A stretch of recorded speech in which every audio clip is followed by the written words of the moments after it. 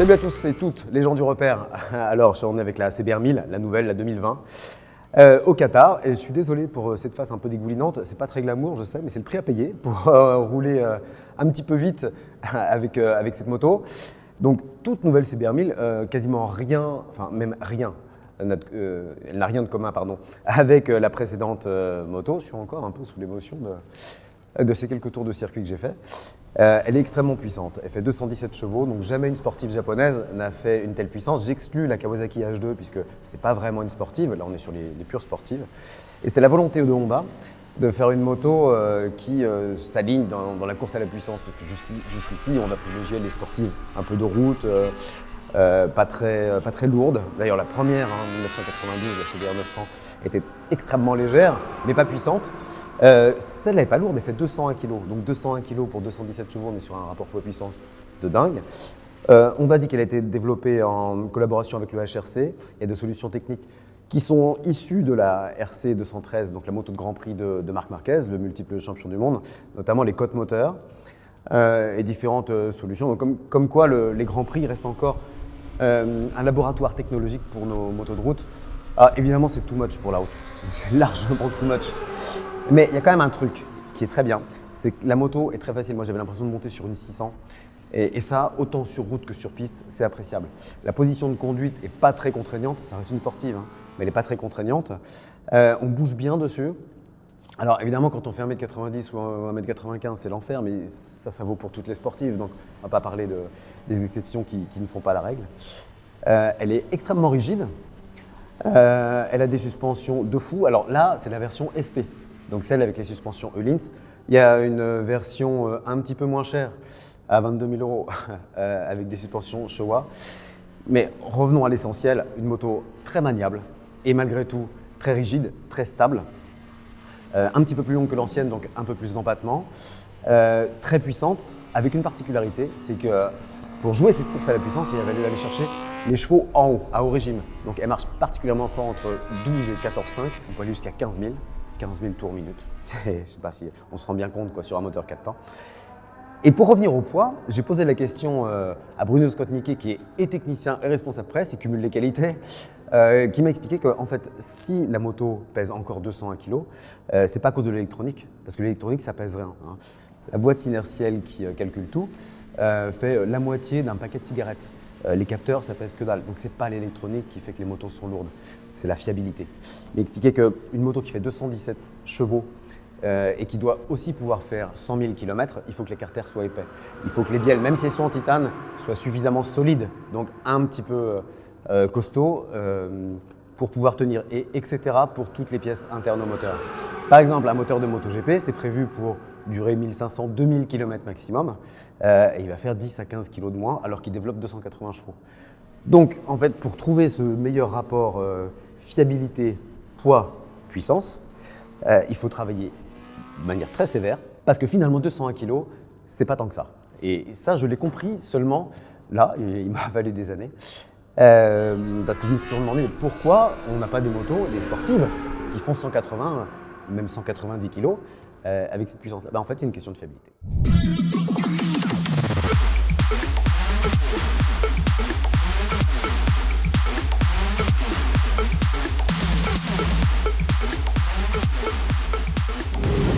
Alors voilà, je suis dans la voie des stands du circuit de Losail au Qatar.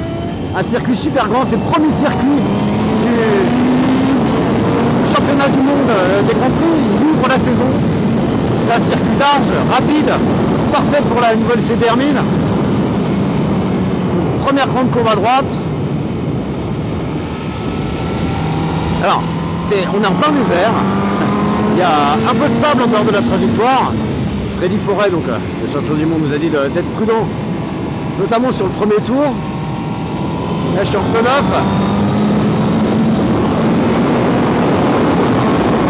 Le premier truc à dire sur la CBR, ce qui est par chaud, ce qui est incroyable, c'est que on a l'impression de piloter une 600, c'est pas du tout une 1000, sauf quand on accélère.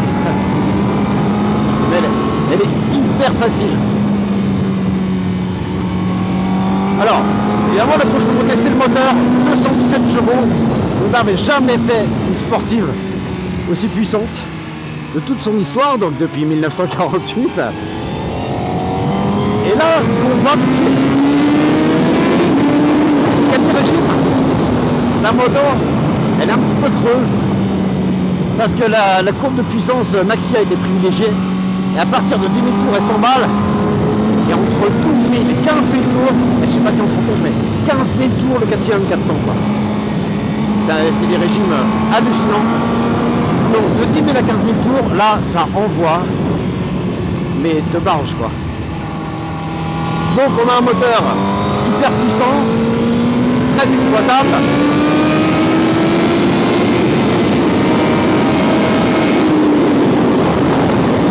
Par l'électronique, il y a plein d'électronique, anti-patinage, anti-wheeling. Et ce qui est dingue, c'est qu'on roule avec un ABS là, sur circuit. Un ABS spécialement conçu pour la piste. On ne sent jamais se déclencher, même quand on freine très tard.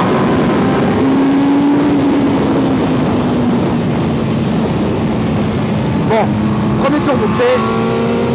Maintenant, il va falloir envoyer parce que pas que je me déçoive, mais c'est là.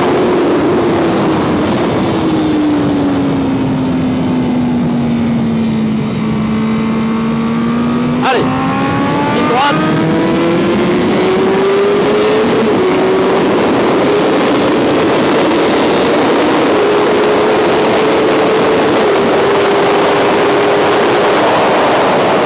Le compteur se bloque à 300. Ah, c'est le barjo. C'est le barjo.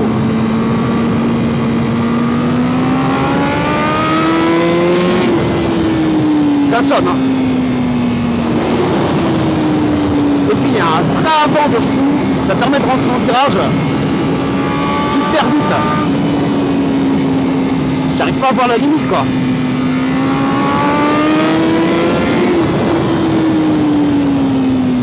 Seul petit truc, c'est que parfois la moto est un peu nerveuse quand on attrape les freins brutalement. Mais bon, il pèse que 201 kg, c'est normal. C'est trop bon. Il y a une petite pause légère, très douce. Et là, quand on accélère, la moto se lève très légèrement.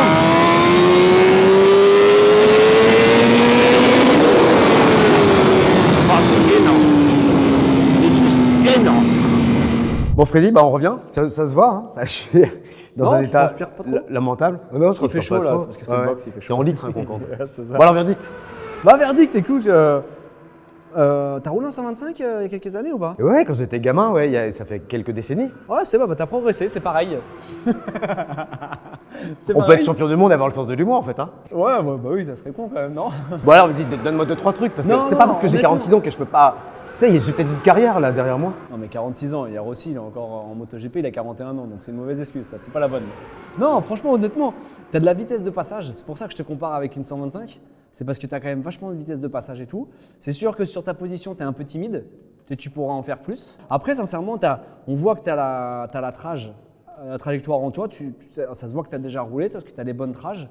Tu t'accélères où il faut accélérer, tu sacrifies les virages où il faut les sacrifier. Donc ça, c'est plutôt pas mal. C'est juste que maintenant, avec ces motos-là, il faut quand même vachement, il faut un peu plus bouger sur la moto parce que, comme on disait, ça ressemble à une 600, mais ça a les chevaux d'une 1000. Alors même si l'électronique fait beaucoup de choses, il faut quand même beaucoup bouger. Et on le voit aussi en MotoGP, les pilotes bougent beaucoup. Mais plus exactement, qu'avant. on voit Marc Marquez, c'est lui le premier qui est sorti complètement sur le C'est côté ça. de la moto, qui Non, se c'est déplace en Jean-Philippe Goudia. permanence. Je suis désolé, c'est pas Marquez. Non, qui posait le coude. Non, mais qui bougeait aussi. Non, il y a eu Stoner et tout ça avant. Mais c'est vrai que Marquez, le problème, c'est qu'il est tellement talentueux que. Ouais. Mais c'est, du coup, c'est vrai que cette moto-là, avec toute son électronique, etc., on dit qu'elle est facile, mais en fait, pour aller très vite, elle n'est pas plus facile. Non, pour aller très vite, de toute façon, tu peux faire ce que tu veux, que tu aies la meilleure moto ou pas. Un pilote fera toujours la différence. Maintenant, aujourd'hui, ce qui est bien avec cette moto-là, c'est qu'elle t'amène loin en toute sécurité. Avec l'électronique, avec le châssis, avec le moteur qui est puissant mais qui est facile. C'est ça qui fait qu'aujourd'hui, encore une fois, Honda arrive à mettre de la performance avec un petit peu de facilité. Ouais, avec Facilité, en tout cas du plaisir tout de suite. C'est quoi. ça, voilà. Parce que je vais peut-être pas vite, En tout cas, je me suis fait Si, plaisir. non, je te taquine quand même, je te taquine. Écoute, Freddy, merci pour tes conseils. Non, Bah, non, merci. Je remercie pas un mec qui Non, me ça casse, tombe quoi. bien, j'ai un ongle qui est cassé, toi tu m'as aidé. Mais en tout cas, on te suit sur les 24 heures du Mans Pas et moi. on te souhaite de gagner. Quoi. T'as des petites gouttes qui tombent là, de transpiration. Sur les poils blancs. c'est ça. Bon, allez. Ciao. Merci. Ciao. La version SP, elle est à 25 000 € à peu près. La version classique, enfin route, avec les Showa, à 22 000 €. Elle sera disponible à partir du printemps, là, à partir d'avril. Et puis, on a hâte de voir ce qu'elle va donner par rapport à ses concurrentes, notamment la R1, la Panigale V4. Voilà, et bien bientôt. Merci à tous.